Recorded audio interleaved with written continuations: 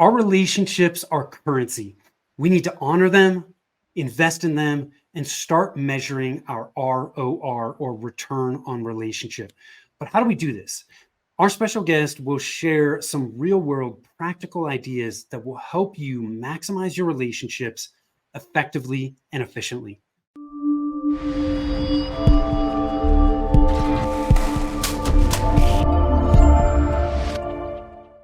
Hi, I am Tim Fitzpatrick with Rialto Marketing, where we believe you must remove your revenue roadblocks to accelerate growth, and marketing shouldn't be difficult. Thank you so much for taking the time to tune in. I am super excited to have Kathryn Rose from channelWise with me today. Kathryn, welcome and thanks for being here. Hey, Tim, thanks for having me. Yes, I'm excited to dig into this. This is an interesting spin. I've never heard of return on relationship, so I can't wait to dig into this with you. Before we do that, I want to ask you a few rapid fire questions to help us get to know you. You ready to jump in with both feet? I am. Okay. So when you're not working, how do you like to spend your time? With my kids. I have two. Cool. And how old? 16 and 11. Okay. They grow up fast, don't they? Sure do. Yeah. What's your hidden talent? I sing. I don't know if it's hidden, but yeah. Really? Any type of music specifically, or all Opera. kinds? I trained in opera for almost 16 years. Dang. Okay. I'll have to hear that sometime. What's the best piece of advice you've ever been given? That disappointment is inevitable, but misery is optional. That's a great one. That's why you invited me. Yes, that's right. Well, yeah, I mean, typical mindset shift, right? How do we 100%. view the things that happen to us? Exactly. I love that. Such a great one. What's one thing about you that surprises people other than you sing opera? Well, that's exactly. I think that would probably be one of the things that I would say most people don't know that I sing. Yeah, I mean, I never would have guessed. I don't know, but it's not like you really guess. I guess it's not like yeah. What does success mean to you? Success means being able to look back on my career and the things that I've done as, in the terms, and we can talk about this obviously in the context of return on relationship. Have I cultivated and accelerated and lifted up as many people as I can? And also for myself, have I taken the time to have a good relationship with myself, understand my strengths and weaknesses, and been able to translate those into others and help them succeed as well? Yeah.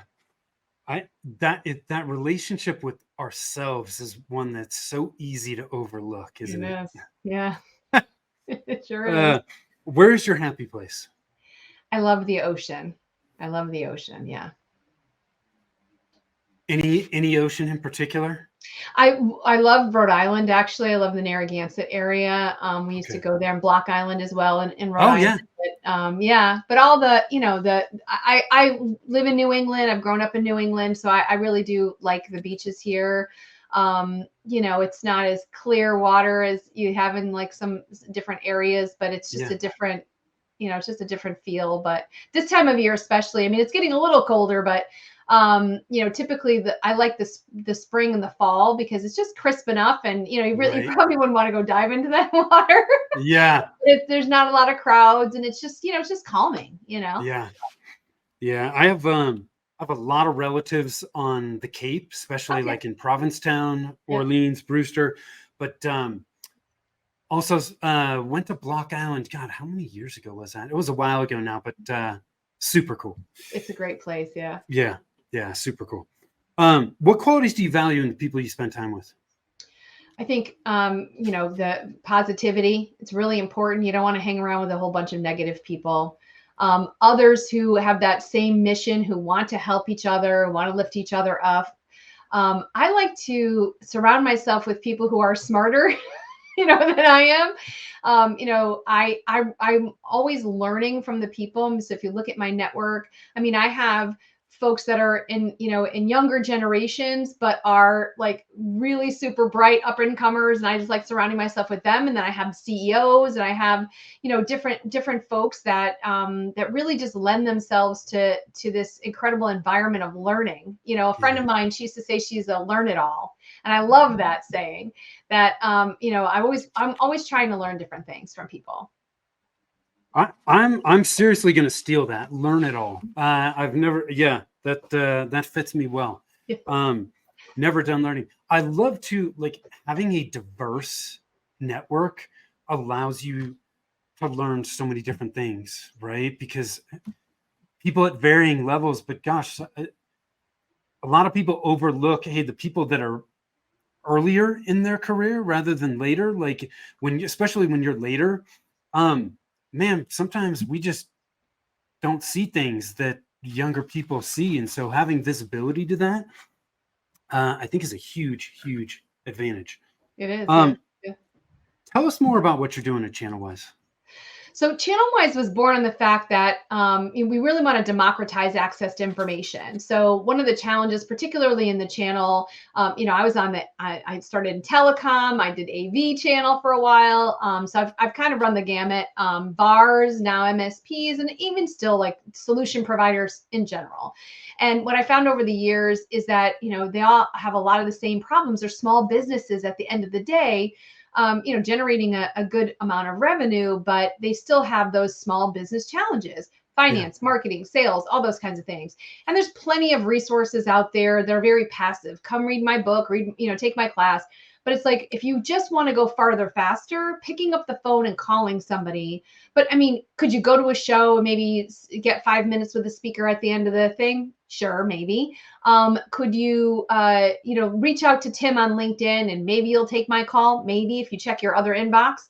But having this collection and repository of all these incredible, influencers, smart people, people who are really willing to give back, and adding the dynamics of a little bit of a fee, so the person feels valued, you feel like your time is going to be valuable as well, because you're going to get the advice that you need when you need it. And so that's the idea of that. And also we do a lot of content as well. We have our Ask the Expert series, and then recently we launched the coaching cafes that we do at shows. Have been really well received. Those are not, we stand those up at conferences, and there's no fee.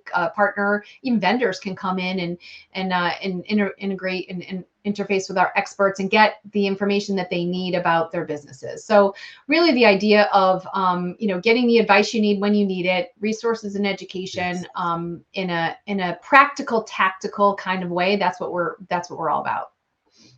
Yeah, as business owners, I think it's sometimes we want to just figure things out, right, and do it ourselves. And I know I fall into that trap, or have fallen into that trap. But gosh, if we can find those people that already have that knowledge, it can help us get where we want to go much, much faster, and avoid a lot of those common pitfalls. So,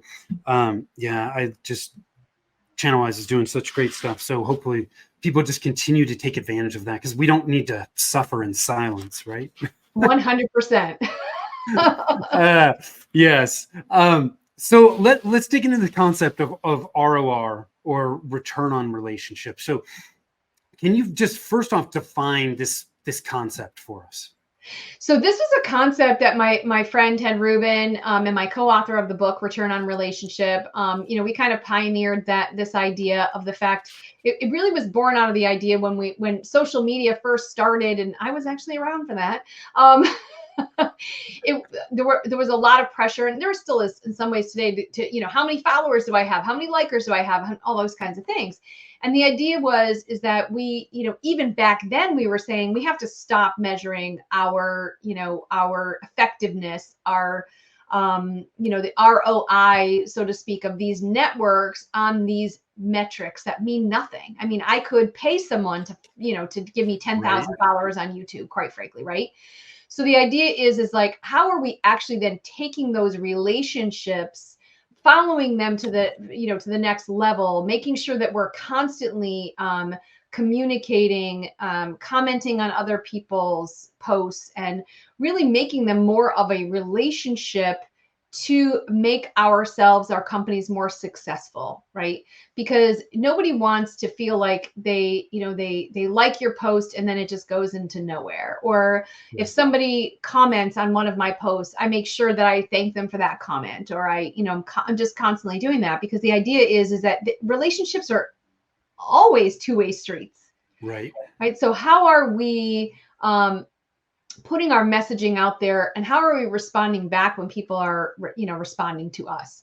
So the idea of return on relationship is this it's a mindset, really, and moving from that transactional mindset to how am I furthering the relationship, the livelihood, the life, the business of my potential customer, connections that I have, and so forth. So I love the fact that you talk about, the metrics, because within marketing, it is so easy to just go down the metric rabbit hole. Yeah. And like you touched on, so many of them don't mean anything. Like, okay, great. You got a gazillion followers. I actually just got done with doing a marketing deep dive assessment for a client. And we looked at some of their competitors, and some of their competitors are large private equity backed companies spending tons of money. They have tons of followers on social media, no engagement, like next to no engagement. And so obviously something that they were focused on, the overall top line metric of how many followers do we have, but it's not building a community. It's not leading to any business outcomes. Yeah. So super important to really focus on right things. And what I'm hearing you say is with relationships, look, there's another person on the other end, Yeah. right? So we need to focus on what we're doing to build the relationship, and just having a follower doesn't mean you're building the relationship. Yeah, I mean, we're talking about in the context of marketing, but if you even take it a step further in the context of channel, right? Yeah. The idea of the nuance of the channel, our IT telecom, channel, is the fact that you're trying to sell through other people, and it's not that one partner is connected to you alone. I mean, there's lots of other vendors and suppliers that they could use, right? So Yes. the idea of return on relationship becomes amplified in the sense that, we have a lot of vendors out there say, well, I've, 10,000 partners. Well, only 20% are transacting, that whole 80-20 rule. And they just take that as a fait accompli, like, it's the Pareto principle, right? I don't believe in that. Yeah.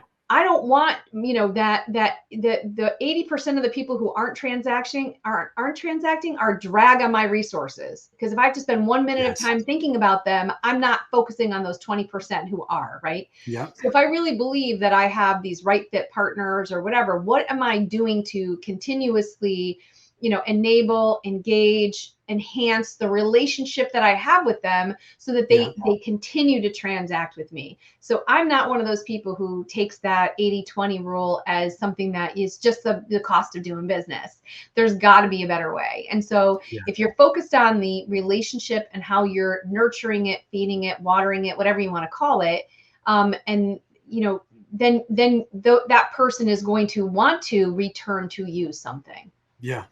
It seems to me, in this channel example, especially, when we're thinking about return on relationship, it's going to help us make better decisions about what we need to do to move those relationships forward. So for example, I actually had a conversation with a vendor in the IT space it's probably a month ago, that I had reached out to learn more about what they were doing from a sales and a marketing enablement standpoint to help their partners just grow their business, right, and do better. And what I see people, they were falling into the same trap that I see a lot of vendors do, which I think is a huge mistake. I reached out to them about, like, hey, let's do some marketing workshops to help your partners grow their business. Because if they grow their business, they're naturally going to buy more stuff from you, and you are going to help further that relationship along. They were too focused on, like, this material is not there's not enough information about what we're doing in this material. Yeah. And to me, they're missing the entire point of why you might want to do that. Does that make sense? And like, is that kind of along this path of what some of the things that we can do to boost our ROR? Well, I mean, channelWise does this, right? So vendors will pay for our services on behalf of their partners. And my whole point is like, if you want to change the level of engagement, you have to change the engagement model, right? So Okay. you can't keep doing the same things over again, expecting a different result, that whole definition of insanity. Yeah. So, yes, there are people out there who don't get it. There are people who they just won't. And that's okay. That's not the person that you want to, you want to buy your services, right? So but a lot of folks are asking, coming to us because we have this vast amount of resources to say, okay, we work with a lot of vendors where we do thought leadership content, we do workshops, we do, and again, they can buy, memberships to channelWise or access to our experts to help their partners do more. So, yeah, I mean, I think that it's really trying to, the challenge is, when we look at it in the context of channel, we can sort of switch our hats back to the idea of when we first wrote this book. And this concept came to fruition about, what's the ROI of social media? And someone once said, like, what's the ROI of your mother? Because, it was this idea of this, this game of telephone, right? The more people you talk to kind of thing. And then for us, it was like, you can't draw even a dotted line between a tweet and a sale. But if you don't do it, you're more likely to not get that sale. So it's the same thing here. Like, it is very challenging because channel marketers and salespeople are tied to that ROI. If I spend $1, I have to get 10 back. So how is what I'm doing getting that 10 back? And since you can't necessarily measure relationships, it's a very challenging thing. You just know if you don't do it, you're likely going to end up where you are now. So that's where it kind of is. And we're gathering that data with the clients that we work with, on how the things that we're doing are affecting them. Not only like maybe right after the workshop or right after the webinar that we run for them, because we have a pretty large list of partners and MSPs and stuff. But not only that, but like down the road, like 3 months, 6 months, like how are they actually, are they getting better partners? Are they getting more engagement from their partners? So we're focused on that on our side. Yeah. Well, and that kind of leads into my next question for you. There's obviously a ton of online tools that, we've talked about social media a little bit. How can we maximize our potential by using the right community focused tools online?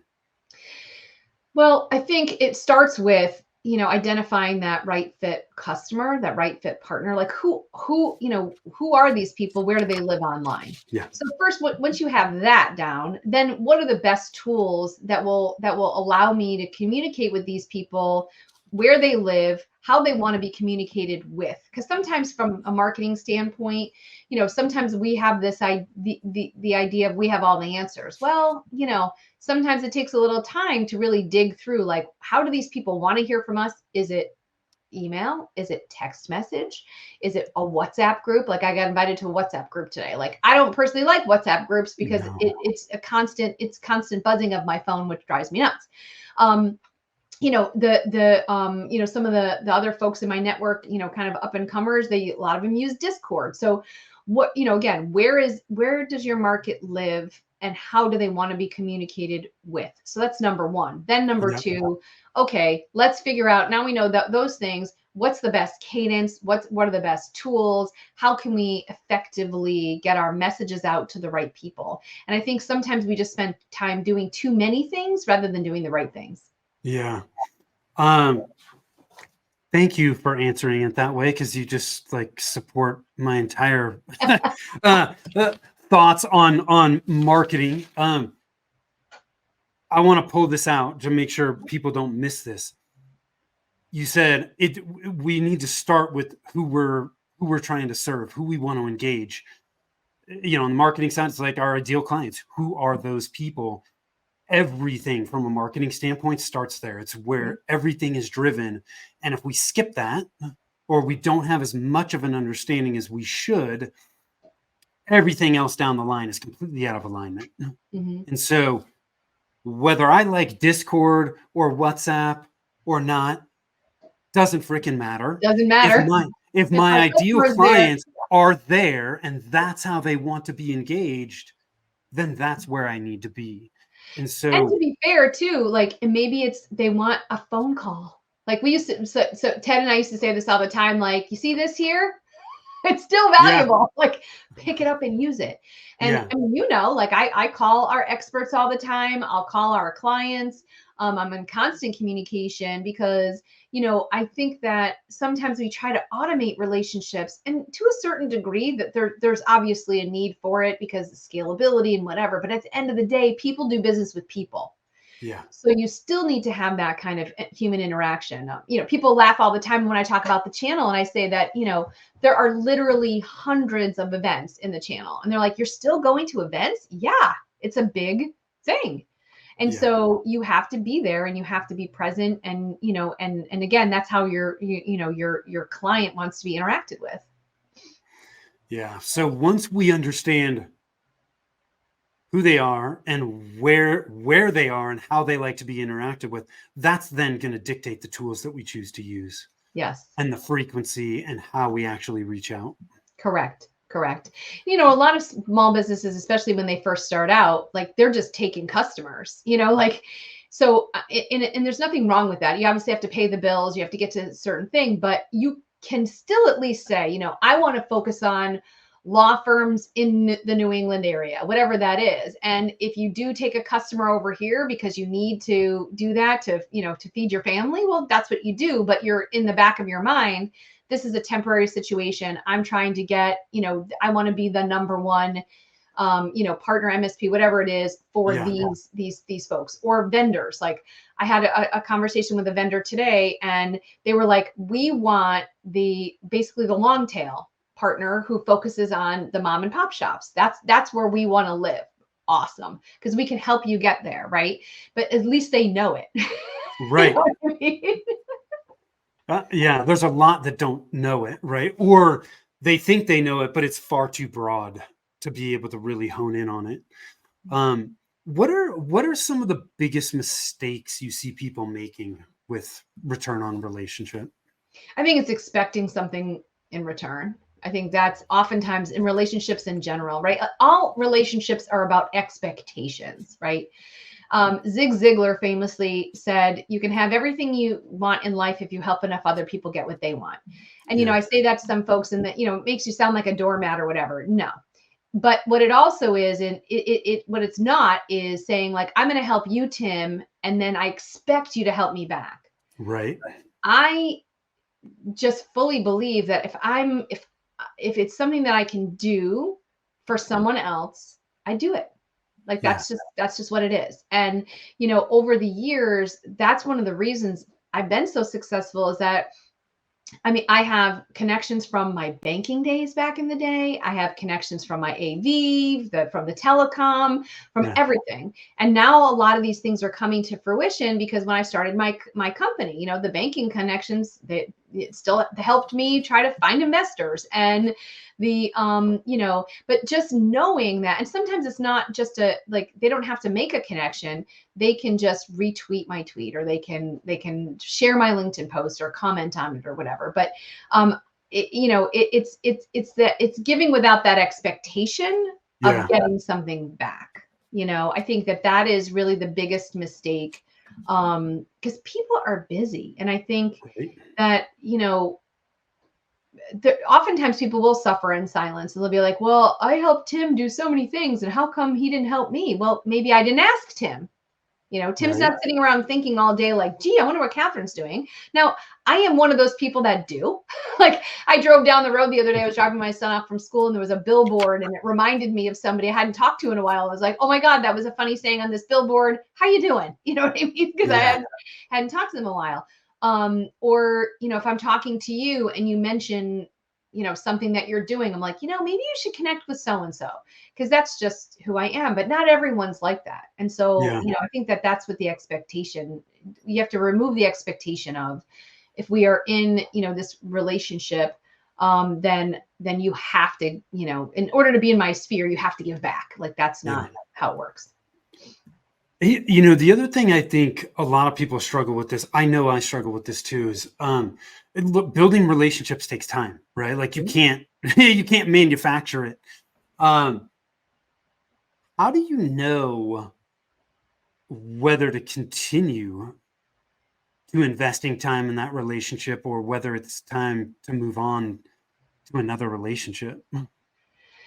That's a really good question. That's a loaded question. Well, So it's taken me a really long time to know this. Okay. And I actually had this conversation with someone the other day. Like it's taken me a really long time because I like investing in people. And I think when the relationship is, becomes a constant where you're giving, right? I think that's part of it. Again, there's a difference between giving without the expectation of getting and someone constantly taking. There's a right there, right? That's a big difference. And I also think that if you are telling that person or in a business relationship, if you're saying to that company, like, I need you to show up in XYZ way, and they refuse to do it, well, then we're going to have to part ways.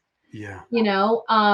I think that the other thing in terms of relationships is, I've always lived by this, and I tell people this all the time. You always deliver bad news in person. Everyone's going to make mistakes. Every relationship, there's going to be a mistake. Show up, own it. Even if you didn't do anything wrong, you say, hey, look, this is an awkward situation we find ourselves in. How can we move on from here? Right. Yeah. But far too many people show up in those relationships in that situation, and they blame others, or they don't take responsibility, or they send an email or a text. Hey, sorry, this happened. No. You have to have that level of maturity, and you have to have that and it may be a business ending relationship situation. You might have made the company might have made a huge mistake that the other party has to say, look, I've gotta, and that's it. But it's better that you show up, take responsibility, figure out a way to get past it, and then and I think one of the other number one things in relationships is doing what you say you're going to do. If you say you're going to do something, you do it. Yeah. So to me, I think you need to have an idea of where you hope this relationship will go. Yeah. Communicating clearly, doing what you can to help that other person, while at the same time looking at, like, what are they doing on the other side? Are their actions reflecting that this is an important relationship to them, that they want to build it, and not just give blindly and not think about all these other things, right? Because when we're giving blindly and not thinking about all these other things, I think that's when we may have a tendency of, like, people walking all over us. Well, right? I think so. I do. I think that's a good point. And also, again, it's and sometimes it's what you give, right? So if I see a job posting and I know someone has just been let go for a riff or whatever, and it takes me 2 seconds to send that job posting to that person, that's the thing you do in a relationship. Sure. But that doesn't mean I'm expecting them to hire me later on. You know what I mean? Like, but I think that there's definitely levels. And, when you look at relationships in general, you have those concentric circles, right? You have that inner circle, who the ride or die, like we call, the ride or die folks. Then you have the next level out of, well, if I see you at a show, I might buy you a drink, or, hang out, or, you might want to do business with me. I have good stuff to offer, kind of thing. Then you have, hey, I'm going to retweet you. You have those different levels of relationships. So it's just, it's kind of knowing who those people are, and they show themselves over time. Yeah. And that's where you really have to, you just have to be very self-aware, and be aware of the relationship itself, and figure out, when it's time to, stick with it, and when it's time to walk away. Yeah. That's unfortunately, it's not always a very black and white thing. Takes time. Very gray. Yeah. Any last minute thoughts you want to leave us with there? You've dropped some seriously cool stuff. So I think one of the things that has just been, such an important part of my my success, what's happening with me in my life in general, is this idea of taking the time to nurture those relationships. And we do only have a finite amount of time. And, I have 2 kids, I have a husband, I have a dog, my mom is paraplegic. I mean, famously, I tell the story about how, I was on Wall Street in 2007. I was, doing very, very well, one of the top salespeople. And then the mortgage market melted down. I was 8 months pregnant. My mom had a brain aneurysm that left her paraplegic, and I had to reinvent my entire life, right? And it was, I mean, I can talk about it now without breaking down, but it's it was extremely difficult time. And I just had this conversation with my son the other day about, like, these are things that you cannot control. Stuff's going to happen, right? So yes, you only have a finite amount of time, but you have to take time to figure out who those people are you want to invest in terms of your business and your life. And, for vendors and suppliers out there, it's the same thing. Like, just because these same MSPs show up at your shows and at your booths doesn't mean that they're the right ones for you. You know what I mean? Like, you really need to think through it. And any kind of relationship is an investment, and it will return something to you over time if you make the investment. Yeah. Kathryn, thank you.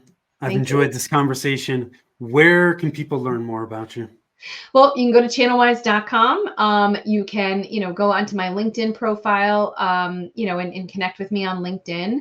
And, I'm sure I'll see folks around the channel. We have our next coaching cafe coming up in January, virtual one. Tim will be there. Yay. Yes. And then we will have the next physical one on the calendar is the Channel Partners Expo in Las Vegas. So, definitely come and check that out. Awesome. I love it. Thank you for being so gracious with your time. Go check out channelwise.com. Love what they're doing. Those of you watching, listening, thank you. I appreciate you. If you want to connect with us, you can always do that over at rialtomarketing.com. The other thing I can also offer you is over at revenueroadblockscorecard.com. If you want to know which of the 9 revenue roadblocks are slowing down your growth, you can do that in less than 5 minutes there. So go check it out, revenueroadblockscorecard.com. Thank you. Till next time. Thank you. Take care.